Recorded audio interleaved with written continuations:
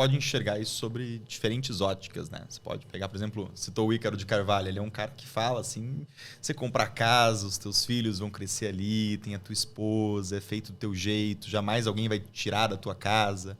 Ele compra os vizinhos dele para tentar cada vez aumentar aquele território, aumentar aquele espaço. É que é algo que quando você tem grandes entradas de capital, já está num determinado ponto da vida, ou pensa, né, em realmente constituir família, isso pode fazer sentido. Agora, do ponto de vista financeiro, para quem está começando, a gente tem que tomar alguns cuidados. E aí é uma decisão individual de cada um, de vou comprar uma casa, vou financiar ou não. Você pensa um jovem ali, seus 25 anos, recém-formado, namora, juntou ali seus 20 mil reais, começou a trabalhar para ganhar mais uns 5 mil. A namorada dele também trabalha, a namorada ganha um pouco melhor, ganha 7 mil reais. A família ganha 12. Ele vai dar entrada numa casa ali de seus 500 mil reais e vai ter uma parcela ali de 3 mil reais por mês. Deu os 20 mil que ele tinha de entrada. Aí vai pagando aquilo. Daqui a pouco dá um problema. Namorada foi mandada embora. Já caiu a renda familiar. Aqueles 3 mil reais por mês, como é que eles vão viver com 2? Já começou a dar um problemão. Se na verdade é um aluguel, você consegue se mudar para um lugar mais barato, você consegue fazer algum tipo de ajuste no teu orçamento. Então você está tomando um risco, né, com uma dívida com juros barato, faz sentido você se endividar dessa forma, mas você antecipou ali o problema. O mesmo vale para um financiamento de carro, por exemplo, né? Um outro aspecto, se a gente for olhar, hoje os aluguéis estão muito baratos.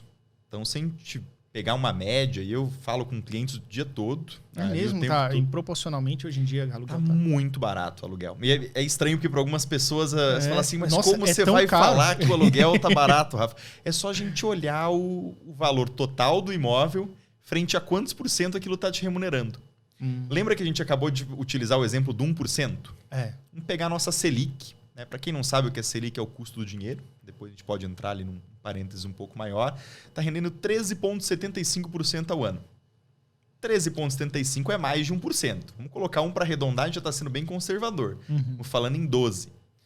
Um imóvel ali dos seus 500 mil reais, geralmente está sendo alugado por 2 mil, no máximo 2.500. Se a gente fala de um imóvel de 1 milhão, você não consegue pedir 4 mil reais no aluguel de um imóvel de 1 milhão. Estão falando em 0,4% você pedir 4 mil reais. A tendência numa média tende a 0,3%.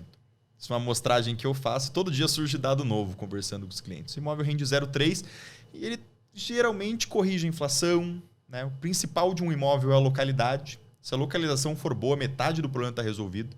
Se ela for ruim, não vai ter o que vai te salvar nessa conta. Ninguém aluga, ninguém compra. Assim, esse conhecimento empírico de conversas no dia a dia, inclusive tem muitos clientes que constroem, que ganharam a vida com imóveis, então a gente vai aprendendo o tempo todo. Não é que seja um investimento ruim, não é que você não deva ter. Que tem estratégias específicas e o brasileiro parece que quando pensa em dinheiro e patrimônio, pensa só em imóveis. Né? Então você exclui uma porção de outras ferramentas, né?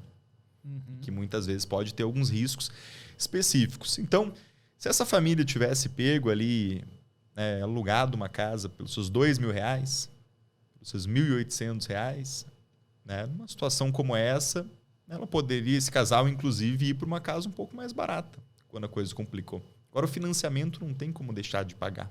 A casa ali é tua, assim, né? A casa ali é tua e complicou. Então, você tá... Aí vamos mudar um pouco o contexto dessa história. Vamos supor que, né, na verdade, não foi mandado embora. Mas oferecer uma proposta para você que ganha 5 mil para se mudar e ganhar 20 mil reais. Você é um cara muito bom dentro da tua empresa. E aí a tua esposa vai ter que largar o emprego dela. Por ela tá tranquilo. Não, vamos largar. A gente vai sair de 12 enquanto casal para 20. Muito maior. E aí fica aquela casa lá. Vai se mudar para outro lugar ali. 2 mil quilômetros de distância. Aí ficou aquela casa lá que você vai ter que continuar pagando. Aí vamos alugar. Aí coloca imobiliária.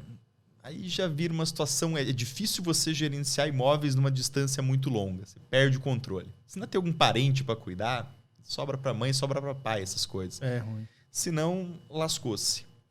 Sabe? Então, acho que a gente tem que tomar cuidado com imóveis nesse sentido. Principalmente quem é jovem. O jovem, hoje em dia, a gente estava conversando sobre viagem, sobre liberdade. Quem quer muito ter a sua liberdade geográfica, que é uma das liberdades que a gente pode falar, não vai fazer a menor questão de ter um imóvel ali. Porque o limite a aquilo pessoa. ali te prende, te limita, sabe? Né? Minha avó tinha uma casa ali, adoeceu, tiveram que levar ela para Belo Horizonte. E a casa ficou lá solta. Uma situação, né, um morador de rua invadiu e fez uma fogueira lá dentro. Podia ter queimado tudo. Meu Aí Deus. tiveram que vender a casa. Os vizinhos avisaram lá, tiraram o problema. Viaja daí de... Né, meu pai é de Itapema, então ele pegou o carro e foi até Curitiba, que era onde estava a casa, para resolver. Aí, uma semana depois, estava chegando ali a minha tia, porque eles tinham que organizar tudo e vender. Sabe? Então, olha o problema daquele negócio ficar abandonado ali entre parênteses. Né? E, na verdade, até mesmo para casa de veraneio eu vejo isso. Porque tem gente que adora assim, eu gosto muito de pôr de galinhas. Então, vou comprar uma casa lá. Mas aí, tu tem um IPTU, tu tem uma manutenção, cortar o mato. Tu tem que ir pra lá, porque se tu tiver com férias, você tem que ir pra tua casa que você comprou, você fica preso aí sempre pra lá. Exatamente. Beleza, Porto de Galinhas, eu adoro aquela região de Muro Alto. Ali eu acho aquilo incrível. Pois Um dos mares lindo. mais lindos. Mas tem praia bonita pra caramba no Brasil. Não, vamos variar um pouco. Sabe? E a aí gente você não fica precisa preso só ali. pra Porto de Galinhas. Vamos pra Maragogi, que desceu mais um pouquinho, você tá em Maragogi ali. Praia de Carneiros, que fica ali no meio do pessoal. Na rota ali. Isso, Rio de Janeiro tem Angra dos Reis, subiu um pouquinho, região lá de Búzios, região dos Lagos, que é sensacional. Então, poxa, conhecer coisas diferentes ali. Que se a gente conversa a respeito disso com uma pessoa que já está com seus 60, 70 anos, ela vai falar assim, não, mas eu não quero conhecer outras praias, eu quero a minha praia, a minha casa de praia. Então, por isso que eu digo que é uma escolha individual. A gente não precisa se apegar no que é certo, no que é errado, no que faz sentido ou o que não faz. Mas se você é um cara que quer conhecer todas as praias do Brasil, ou o máximo de praias possível no mundo, é o meu caso, gosto de praia, gosto de viajar. Eu gosto de viajar. Não vou ter casa de praia. Eu quero ter daquele. Cara, eu quero ter uma renda, alguma coisa que me permita essa liberdade absoluta geográfica. Exatamente. Isso é o que me dá um tesão, cara. É o que anima a gente no final das contas. É o que anima, velho. Né? É do tipo assim, tu não tem que esperar o chefe te liberar pra você viajar. Tipo, pô. Isso, alguns contextos ali, isso até falando com clientes que tem casa de praia. Né? Aí você começa a alugar para Airbnb. Aí o pessoal começa a dar festa na casa, estragar tudo. Quebra tudo, né? Aí você começa a fazer conta, tá? Não vai alugar para Airbnb então. Segura ali, curte a tua casa. Aí você vê que o cara poderia ir na temporada, que é quando ele usa a casa, né? Visitar ali um resort por mês, com all inclusive. Ele, a esposa, e pagar as diárias, ainda sobrava dinheiro. O quanto ele está perdendo de rentabilidade naquela casa. Então, no final das contas, por isso que eu digo que o aluguel tá barato. Quando a gente olha para esse 0,3, se o imóvel fosse para 0,7, eu já ia te falar assim, negocião. Né? 0,3, então não com vale incomodação a pena. que gera, com quanto aquilo... Para mim não vale, assim, talvez pro cara desse... Como é que você vai colocar na conta os teus filhos crescerem ali na tua casa? Que nem fala o Ícaro de Carvalho, você acompanhar Sim. toda a trajetória. E não sabe? ter um risco, porque ele fala assim, cara, você tá de boa hoje, mas daqui a pouco você vai envelhecer, daqui a pouco você vai, sei lá, ter um treco, você bateu o carro e ficou paraplégico. E aí você tem que ter uma segurança do tipo assim, já tem uma casa quitada, pelo menos. Cara, mas pensa no problemão. Você acabou de falar aqui, beleza, bateu o carro, ficou paraplégico. Aí você tem uma casa que tem uma escada e os quartos são na parte de cima. Aí... Olha o rolo, cara. Agora, se é alugado, você fala assim, gente, um abraço, vou para uma casa que tem o quarto no térreo. Entende que a versatilidade, ela te deixa mais líquido você não ter imóvel. Liquidez é um conceito de você poder resgatar os teus investimentos, você ter mais maleabilidade do teu patrimônio. Quando você não tem um imóvel, você tem maleabilidade de escolher onde você vai morar, tanto em questão geográfica quanto em personalização do que você precisa dentro daquela casa. Talvez mais para frente você fale assim, poxa, não, dentro da minha casa eu preciso ter um escritório para mim, preciso ter um estúdio. Então vou alugar um espaço onde eu possa construir isso. Aqui é um apartamento, é minha casa, está financiada e tudo, mas a sala eu transformei nisso aqui. Olha que bacana. Minha esposa, brava, falou só, você tem tem tantos meses para tirar isso daqui. Falei, relaxa, amor, deixa o negócio explodir. Olha, já tem prazo de validade. Pô, então, obrigado, Universidade. Talvez uma das primeiras e últimas vezes que eu vou visitar a tua casa. Não que eu não me convide mais vezes, mas o lance de tirar não é do tipo assim, a pegar uma sala para fazer só isso separado, aqui, né? Mas por enquanto, do tipo assim, o negócio tá criando forma, fazer do jeito que dá, né? Exatamente, da forma como dá, né?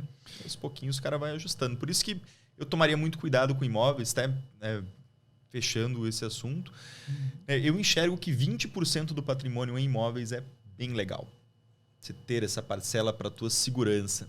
Eu, antes de 2 milhões de patrimônio na minha pessoa física, eu não vou mexer com imóveis. Não quero. Você não teria um imóvel no teu nome, assim, não? Não teria. Meu plano, o dia que eu chegar em torno de 5 milhões, comprar ali um imóvel de 1,2 milhão, né? 1 milhão e... Que aí seria a sua residência do tipo assim, não importa, eu tô usando para mim. Exatamente. E talvez nem compre, porque para mim não tem muita importância ter um imóvel. Eu quero ter um sítio. Eu gosto de colher fruta do pé. Para mim é uma coisa muito prazerosa. Eu quero ter um pé de jabuticaba, que demora 20 anos, mas você pode fazer através de enxerto, ele dá mais rápido. Sim. Mas pé de amora, pé de tangerina. Então eu quero colher fruta do pé. Eu quero ter uma rede. Piscina, quem sabe. Os pés de fruta você não pode plantar num lugar alugado e depois levar aquilo ali embora. Não, então, um projeto ali de aposentadoria onde eu preciso ter um lugar fixo, é isso.